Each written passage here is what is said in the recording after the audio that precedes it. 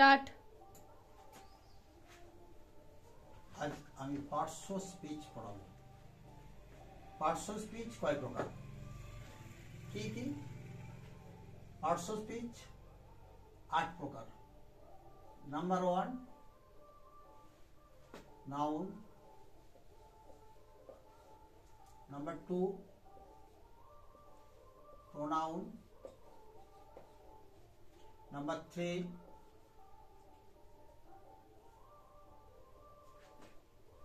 adjective,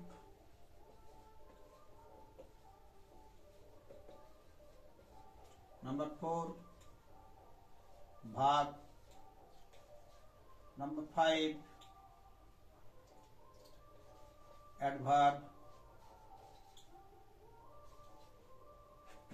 number 6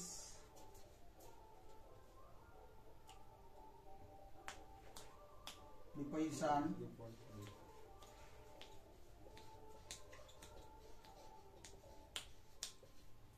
number 7 conjunction,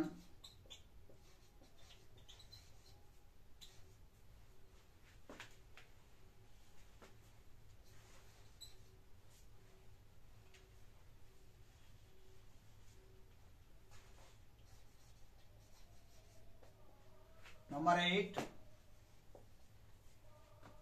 interjection,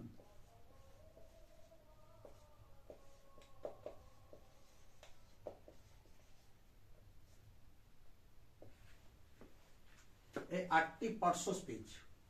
একটি 8টি পার্শ্ব স্পিচে আমরা যখন ইংরেজি শিখি বা প্রথম যখন আমাদের ইংরেজি শিখতে হবে, 8টা পার্শ্ব সমস্ত শব্দ 8টা পার্শ্ব স্পিচের মধ্যেই বাঁধা আছে।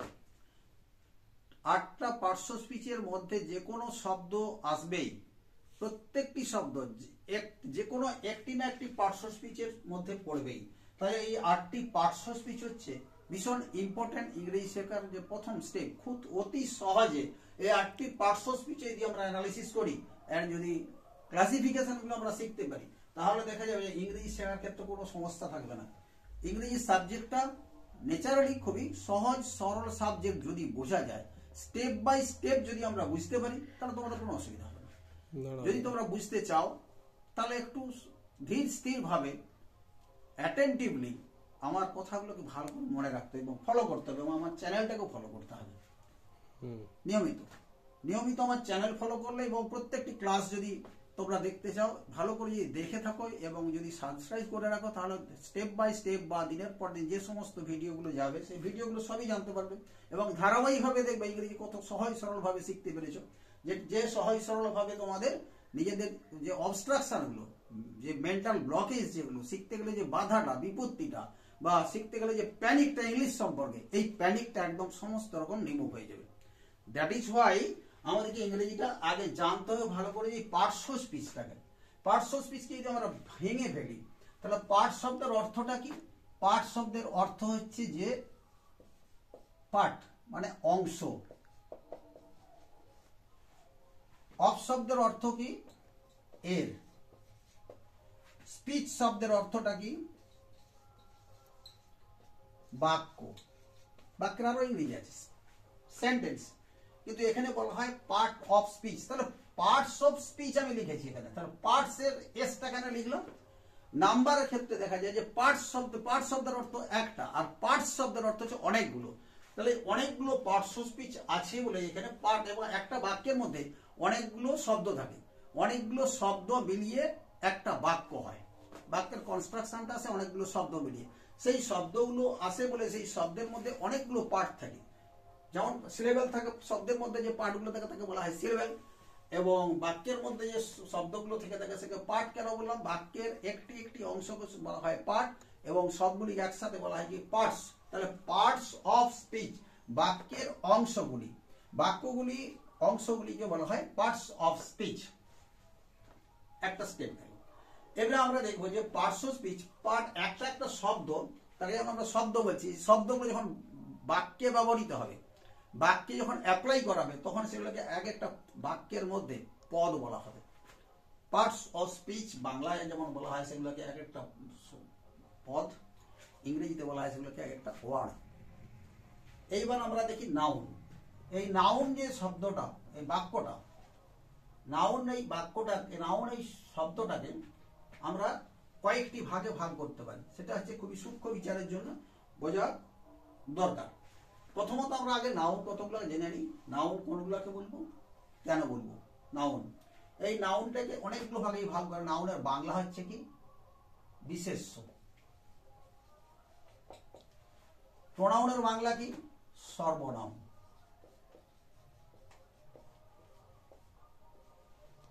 অ্যাডজেক্টিভের বাংলা কি বিশেষণ। অ্যাডভার্বের অ্যাডজেক্টিভ গেল। ভার্বের বাংলা কি ক্রিয়া। অ্যাডভার্বের বাংলা কি ক্রিয়া বিশেষণ।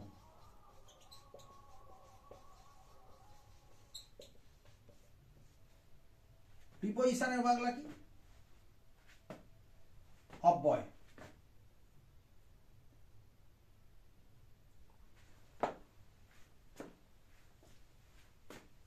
সম্বন্ধ সূচক অব্যয়।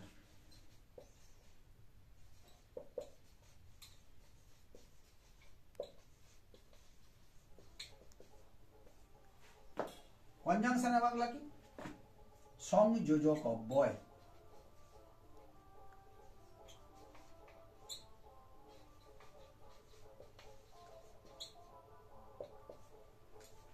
ইন্টারজেকশনের বাংলা কি বিস্ময় সূচক অব্যয়।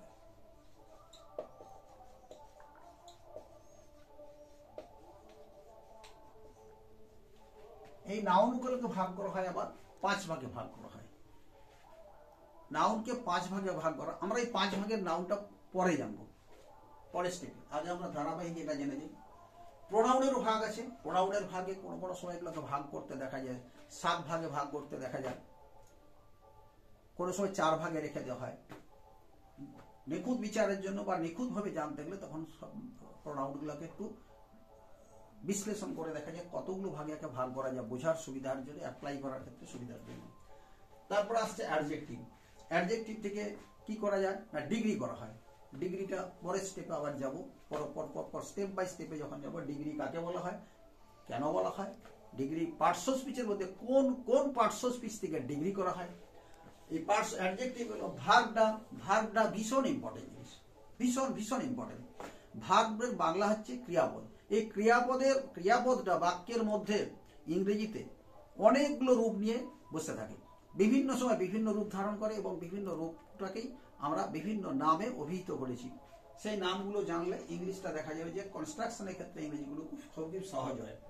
অ্যাডভার্বের বাংলা হচ্ছে না ক্রিয়া বিশেষণ। ক্রিয়াকে যখন বিশেষিত করা হয়, ক্রিয়াকে যখন বিশেষভাবে বিশেষিত করে তখন তাকে বলা হয় কি অ্যাডভার্ব।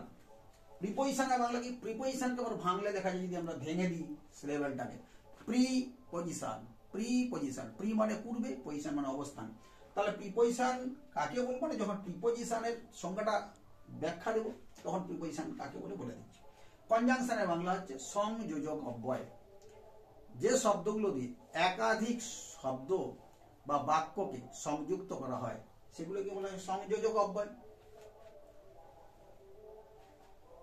ইন্টারজেকশন। ইন্টারজেকশন কি বিস্ময় সূচক অব্যয়। হঠাৎ করে একটা কিছু ঘটে গেল, দেখা গেল সেটা দেখে যখন কি হলো একটা বিস্ময়, অবাক হয়ে গেলাম, সারপ্রাইজ, তখন সেগুলোকে বলবো আমরা বিস্ময় সূচক অব্যয়। এই 8টি পার্টস অফ স্পিচকে যখন আমরা অ্যানালিসিস করব, বিশ্লেষণ করলে এই 8টা পার্টস অফ স্পিচ খুব সুন্দর ক্লিয়ার হয়ে যাবে। তখন টেক্সটটা যখন পড়া হবে, সে টেক্সটের মধ্যে line by line, word by word, প্রত্যেকটি যখন সিনটেক্স বুঝবো, প্রত্যেকটি বাক্যকে যখন অ্যানালিসিস করব, একটা বাক্যের মধ্যে যতগুলো শব্দ আছে সেই শব্দগুলো ওই 8টা পার্টস অফ স্পিচের মধ্যে আসবেই। একমাত্র আসবে না কোনগুলো না এ এন ডি, যত শব্দ আছে 8টা পার্টস অফ স্পিচের মধ্যে এসে যাচ্ছে। কিন্তু এর মধ্য থেকে দেখা যায় যে 3টা শব্দ পার্টস অফ স্পিচের মধ্যে আসে না। 3টা শব্দ পার্টস অফ স্পিচের মধ্যে আসে না বলে তাদেরকে বলা হয় কি না আর্টিকেল। ব্যাকরণে আর্টিকেল। যেমন দেখা যায় যে কোনো দোকানপাটে যখন কোনো কিছু লেখা থাকে, লেখা যায় articles. Electronics articles, grocery articles, just like এই ধরনের কিছু কিছু শব্দকে আমরা আর্টিকেল অর্থাৎ ব্যাকরণেও ঠিক সেরকম। ব্যাকরণেও দেখা যাবে যে আমরা 8টা পার্টস অফ স্পিচের মধ্যে আসছে না এরকম শব্দ 3টি। সেটা হচ্ছে কি না এ and the, A and the, এই 3টি শব্দ পার্টস অফ স্পিচের মধ্যে থাকে না। এই জন্য ব্যাকরণে এদের নামকরণ করা হয়েছে কিনা আর্টিকেল।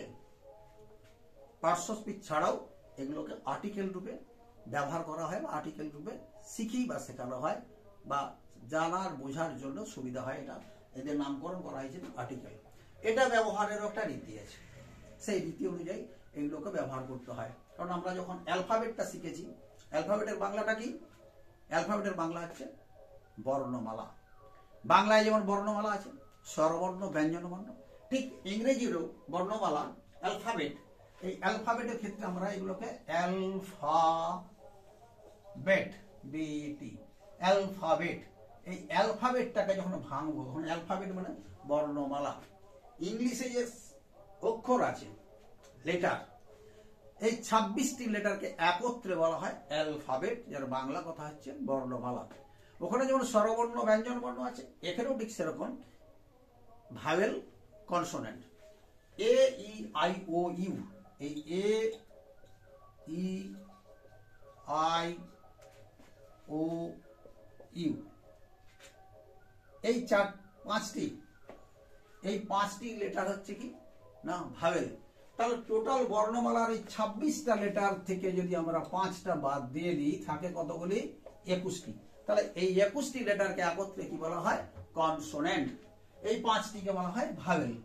যেমন স্বরবর্ণের থেকে যেগুলো আমরা ব্যবহার করি তাকে মাত্রা বলা হয়, এখানেও ঠিক সেরকম এই যে কনসোনেন্ট গুলো আছে, কনসোনেন্টের সঙ্গে এই ভাওয়েলগুলোকে ব্যবহার করে শব্দ করা হয় বা বাক্যের মধ্যে ব্যবহার করা হয়। একটা ব্যবহার রীতি। এই ক্ষেত্রে আজকে এই পর্যন্তই রাখলাম। আবার পরবর্তী ক্লাসে আবার প্রত্যেকটি পার্টস অফ স্পিচের অ্যানালিসিস স্টেপ বাই স্টেপ একটির পর একটি আলোচনা করব। থ্যাঙ্কস।